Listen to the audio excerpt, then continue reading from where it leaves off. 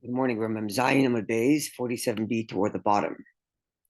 So just a note from yesterday, Rabbi Gimel sent me, pointed out something very obvious and important almost we kind of missed and overlooked.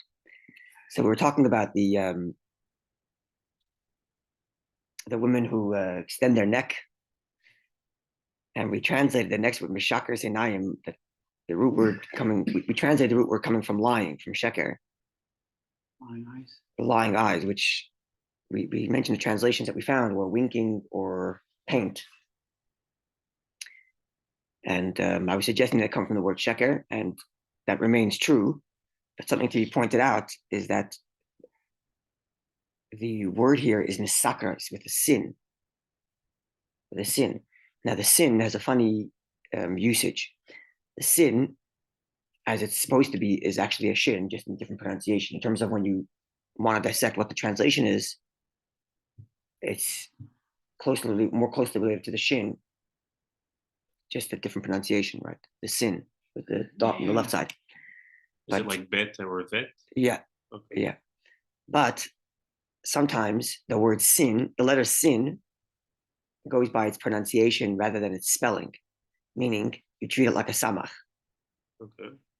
Now, if you treat it like a samach, then you would have the word seker in here. And seker can mean to look, like skira, to glance, or sikra can also mean paint. So if you're going with the pronunciation, seker, that's where the winking comes from. And if you go with the spelling, then it would be like sheker. So there's a dual meaning there, or actually triple meaning there. Could be another meaning with like shikor. That would be with a kaf, not a kuf. Oh, okay. But there could be, like it could be if you go with pronunciation, you could. You can read that. You can read into that too. Yeah. On a drush level, on a level of like extrapolative understanding, you could certainly read into it that way. Anyway, okay. Now we have the last few lines from the Gemara here in this vein, this Farbrengen of the slippery slope and being careful of subtleties.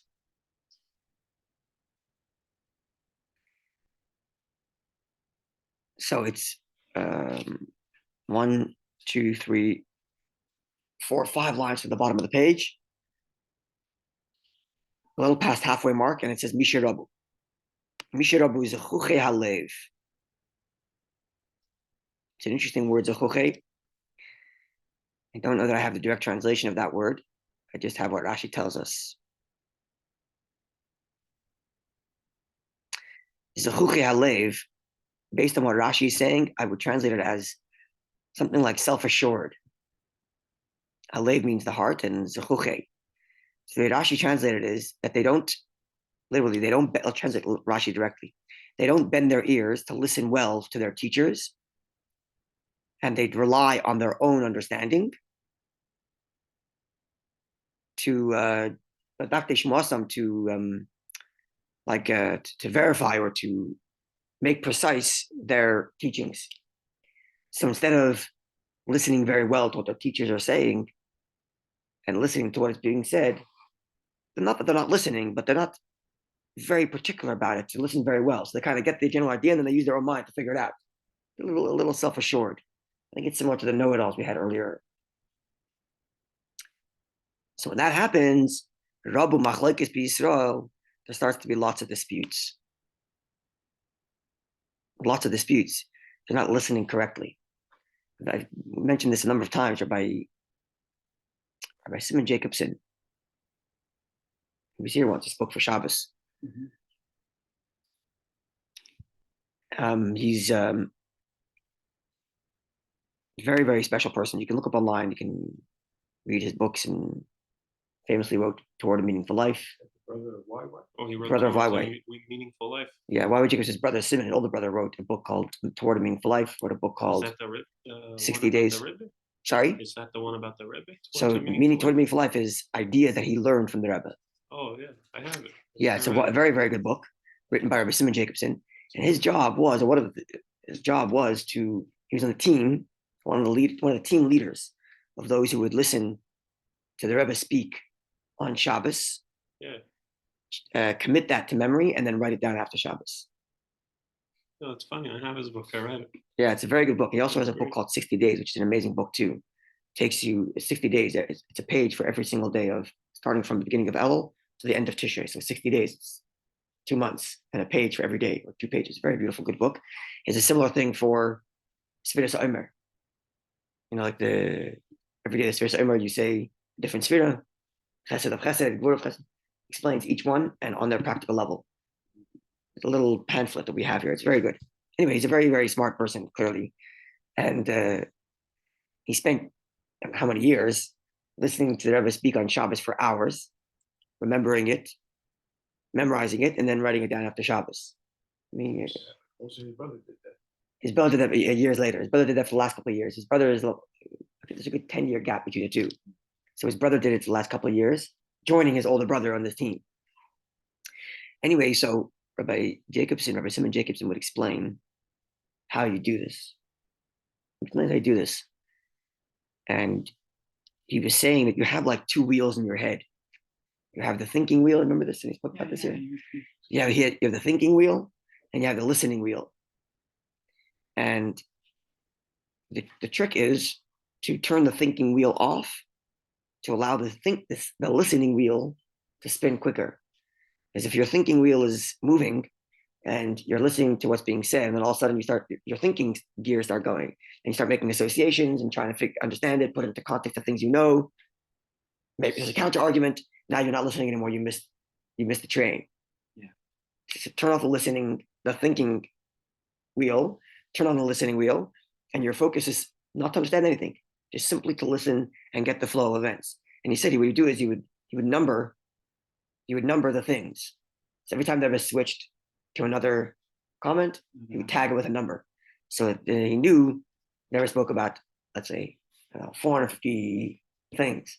He would start writing them down, and he would only come up with 380. So he knew he was short 70 things. So you have to go back and review, go back to his listening wheel and say, okay, which parts did I miss? Start to, right? So the thinking came afterwards. But the listening was primary. This isn't just a question of listening to someone talk, but also when you're reading a text. When you're reading a text, block out everything else and absorb what's being said, what's being written. And then once you've got that, then you start doing the thinking.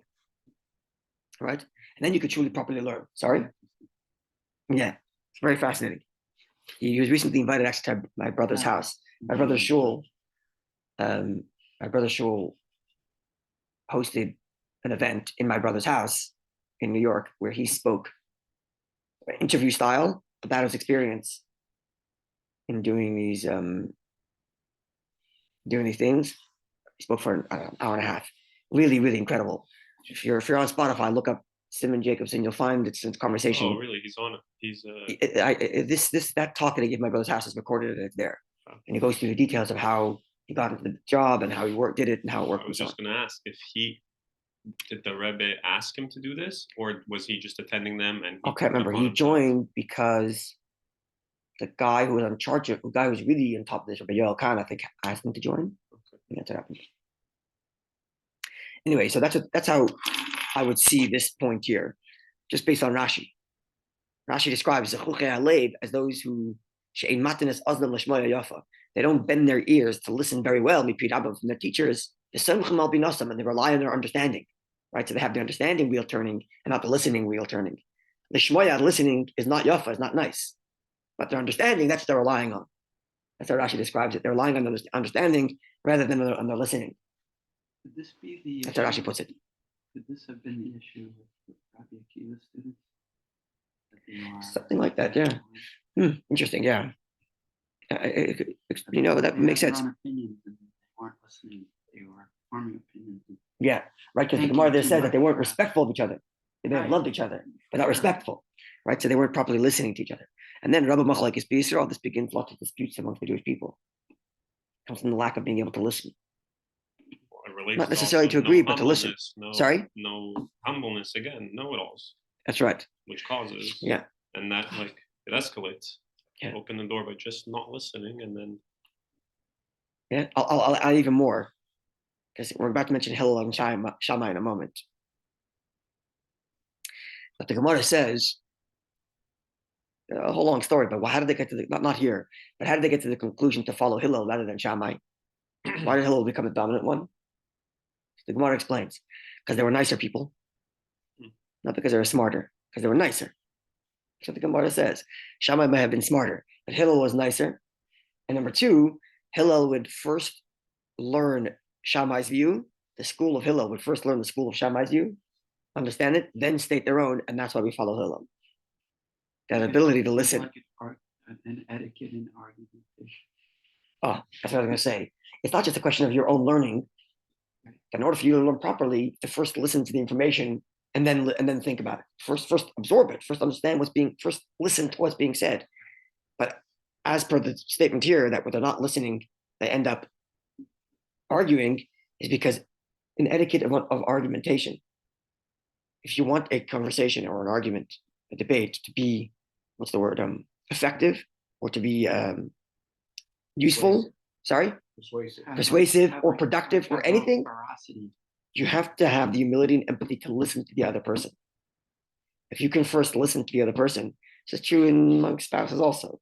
If you can first listen to what the other one said, and then repeat back to them what they said in other words. So tell me if I got this right. What you're saying is X, Y, Z. And then when the other person says, yes, that's what I said. Good. Now can you listen to what I'm saying? Now we're listening. But if before the other person finished what they're saying, because you haven't listened, you're already hawking what you're saying, the other person's not listening to you because he's trying to finish what they're saying. Yeah, it's a common. They're not going to listen to you. You're trying to get them to listen to what you're saying. They're not going to because they haven't finished saying what they said and they don't feel like you listened to them first. You yourself have not listened. Exactly. You already start thinking so bad or that's correct. So that's what Rashi's describing here. They're not listening well. They're relying on their understanding more than they're listening. It's the thinking wheel. It's the thinking wheel rather than the listening wheel. And that is fertile ground for argumentation and disputes. Because we're not actually listening. I think that's a good lesson for a class setting. And everything, all conversation. So on that note, the Gemara gets to the next statement, and to your point of raising Hillel and Shammai. Misherabu Talmidei Shammai v'Hillel shaloi shimshu kol tzarkon rabbi. When there proliferated students of Shammai and Hillel who did not fully service their teachers, right? Rabbi Machlokes b'Yisrael, this caused dispute amongst the Jewish people. The Nasas Torah k'shtei Torahs, and Torah became like two Torahs: the Hillel Torah and the Shammai Torah, the school of Hillel and the school of Shammai. So we're talking about Hillel and Shammai, and Hillel and Shammai passed away many years before this fighting is happening. It's their school. It's base Hillel, the house of Hillel, the school of Hillel versus the school of Shammai. Right? Hillel and Shammai lived themselves. They're one of the Zugos. The Zugos were the pairs of, there's 5 or 6 generations of pairs. That's what they're referred to as pairs. They're listed in the Pirkei Avos, chapter 1, right? The pairs. Mm-hmm. But they founded schools of thought. And their schools of thought perpetuated way past their lifetime, probably centuries. And at some point, they got to students. So having 2 schools of thought, that wasn't the problem. When did dispute start? When they had students who weren't properly servicing their teachers. What does that mean, weren't properly servicing their teachers? But it doesn't say that. It doesn't say that they weren't listening. Before it was chuchei lev, as Rashi explained it, they're not listeners. But here they're not servicing their teachers. What's the problem? Don't service your teacher. Bring them a coffee. That's what's missing here. So perhaps, and this is based on the Gemara elsewhere. The Gemara elsewhere. They're not interpreting the message that the teachers are. Maybe. The language here is shimshu, which means like to service. I think it comes from a different Gemara. The Gemara says elsewhere that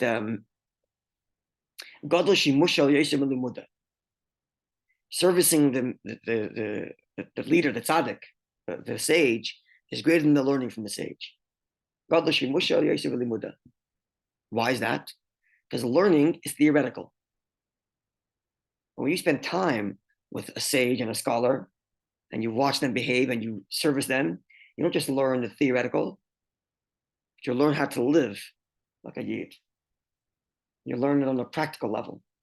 You see them talk, you see them respond, you see them interact, you see them drink a cup of water. You think it's more than just the theoretical.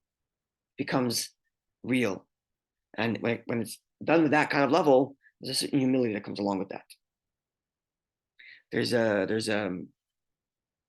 young man, he's my age, a little younger maybe, a little younger than me, who spent many years learning by Rabbi Yoel Khan. Yoel Khan is actually this Rabbi Simon Jacobson, the guy who, the person he worked for was Rabbi Yoel Khan. He was like the chief memorizer of his talks. And probably Chabad's biggest teacher of Chassidus, the last generation, period. Any teacher today of Chassidus, in some way or another, learned from Rabbi Yoel Khan. He was one who was writing the encyclopedia. He ran the encyclopedia. That's correct. That's him. And hundreds of hours of classes available online in Hebrew and Yiddish. Unfortunately, not in English. Wrote a number of books. Anyway, so when he translated, I don't know. I don't know. So there's a young man who spent some time learning with him. I never, unfortunately, spent quality time with this great man, which I probably should have, but never did. But this fellow did. I can't remember his last name, Avram something. Oh, Goldschmidt is his name. So when learning by him, he would take notes, and he published these notes. And he also used to go to his house often on Friday nights for Shabbos dinner, for Shabbos Sotah. And he published a whole 60, 70-page book of insights, stories, and anecdotes that he heard from Rabbi Yoel Khan at the Shabbos table. I think it's a Goldschmidt. Goldsmith is a student, a young man from Israel, a scholar in his own right. Anyway, so this book has these little anecdotes and these little things, and he explains in the introduction very correctly based on this Gemara. Greater is the serving the master than learning from him. That learning in the classes is all theoretical. How to understand Chassidus, how to understand the Maimer, how to understand there was talk here, how to understand this teaching. But then watching him interact with his wife, the humility, the nimus, the etiquette, listening to him talk about history of Chassidim, the periphery, at a certain level of humility that's not there when you just use dry academics. In chinuch, also for kids, a lot of parents do the theoretical, but not the do what I say.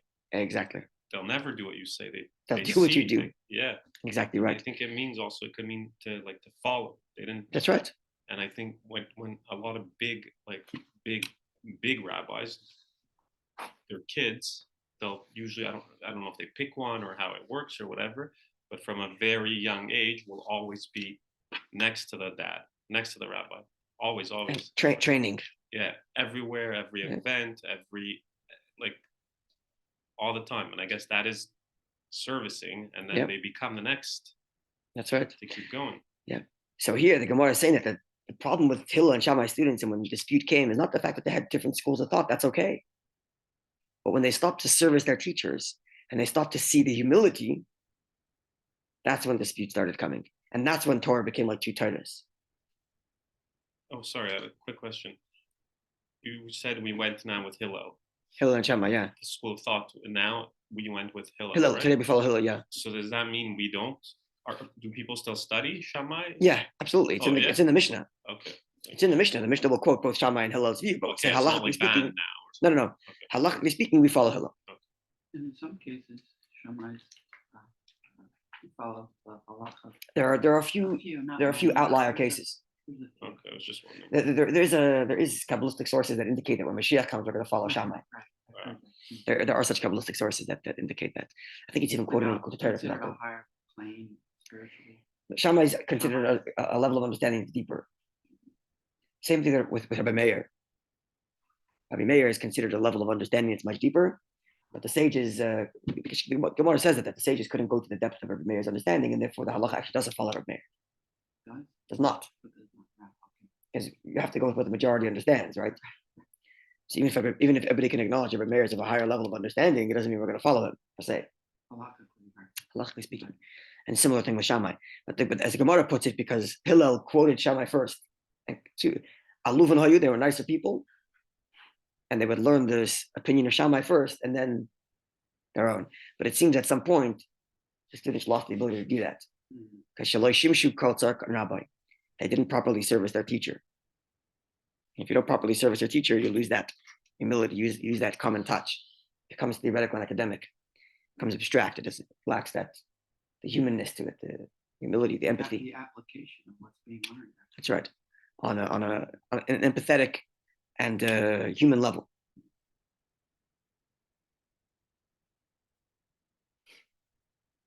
Okay, and finally, last statement, third to last line.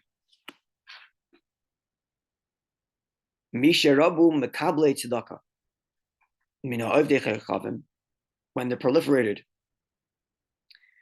those who receive charity, or people who receive charity from non-Jews, the Jews were above, Behem lamata, and they below. Yisrael lafanim, Jews were in the front, Behem and they la'achar were in the back. It's a euphemism. The Gemara will often do this when the Gemara wants to say something denigrating about the Jewish people. The Gemara will actually say it in the exact opposite. So here it describes the Jews on top and the non-Jews on the bottom. It actually means the reverse. It means the reverse. It means now that we're on the receiving end, God forbid, of the non-Jews, now we're on the downside. We're not up anymore. We're on the lower side. And there were times in history when Jews were in such a state where that was the only choice, just financially, to be able to eat and then you start kowtowing to our Christian neighbors, our Muslim neighbors, our non-Jewish neighbors, and things didn't go so well. Things don't go so well when that happens. Thank God, at least financially here in the West, in Western countries, which is where most Jews live today, the Jewish people are,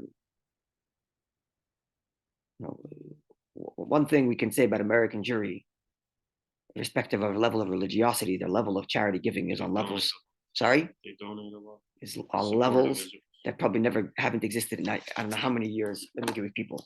The level of Jewish donation coming from America specifically, at the beginning, in the 20s and the 30s and the 40s, when Jews were still mostly in Europe, but lots of Jews were in America. The money to build the state of Israel came from America in huge amounts of money. And post-war, the joint distribution, which helped Jews resettle all over Europe and then get transported all around the world, that was all paid by American money. So for whatever faults the Jews had or have in America in terms of their secularization over the last 80 years or so, and their intermarriage, charity was in a high, very, very high level, thankfully. But if we zoom out and we go on to, if we can get a little political here for a second, Israeli politics, that would speak about this quite a bit, that Jews and the Israelis in general should not put themselves in a position in negotiation and political dealing as being needy of American help. Not American Jews. America. Just American help in general, congressional help. Because when you do that, now you're beholden. There's a complete transformation going on. Now, yes. And Deborah spoke about this for I don't know how long. That when they negotiate at the table with the Americans, the position should be, you need us more than we need you. That's what Begin's. That's right. And Deborah loved Begin for that. Deborah spoke to Begin many times for that, about this. You come to the table, your position is, of course you're giving us money. And the reason you're giving us money is because you need us. That's why you're giving us money. Because we have information about people who want to kill you more than you have information about them. And you want to protect your own land, you need us. And that should be the position of negotiation, from a position of strength, not from a position like this, where we're the charity recipients. Right? It's not to say that sometimes we'll have, in all negotiation exchanges, like we were talking about yesterday, you're a recipient and a giver. But when you're negotiating on behalf of the Jewish people, it's got to be the Jews on top. We're in a position of power. We're the ones who are capable of walking away from the deal and being happier. And then we get a better end of the deal. Because otherwise, in the euphemism here, we're on top and they're on bottom. We're in the front and they're in the back, God forbid. And finally, one last line before we get to the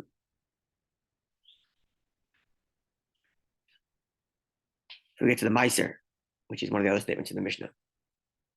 So the Mishnah says, Mishameis Yosi ben Yezer.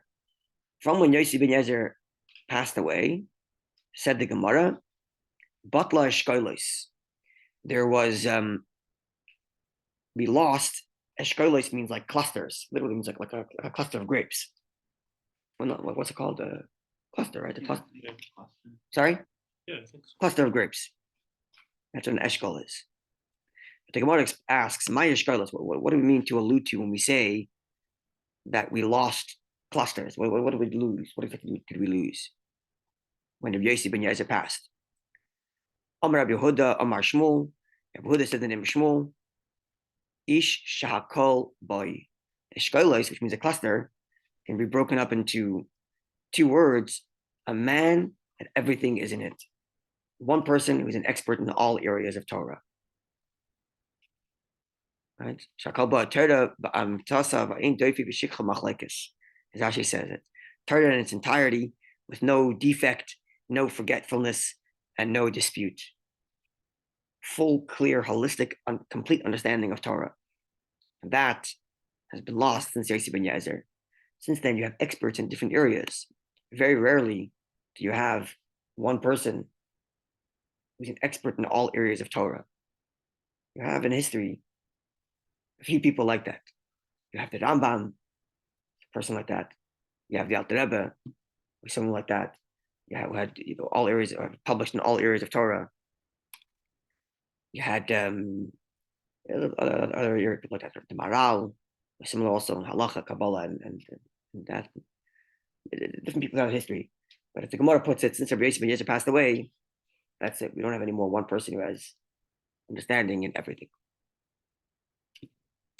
Okay, God willing, on Monday, we're going to look at the Gemara, which analyzes the next statement in the Mishnah, where the Mishnah teaches us, the Mishnah taught us that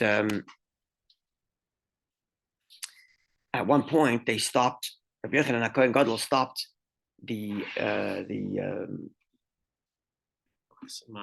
no. When you after a couple of years after you finish a cycle of 7-year cycle of doing your 7 years of Meiser, you come to the temple and you make a declaration that I biarti HaKadosh Nabayis, I got rid of all the things I'm supposed to, I gave all the gifts I'm supposed to. So he stopped that whole rate. Not Bikurim, which we talked about last night. This is Vidu Meiser. Vidu Meiser. After 7 years of giving all the requisite tithes, one's supposed to come to the temple and say, Biarti HaKadosh Nabayis, I've rid my home of all that which I'm supposed to be giving to everybody. So that stopped, and we're going to learn more about that, God willing, on Monday. Have a wonderful day and a good Shabbos.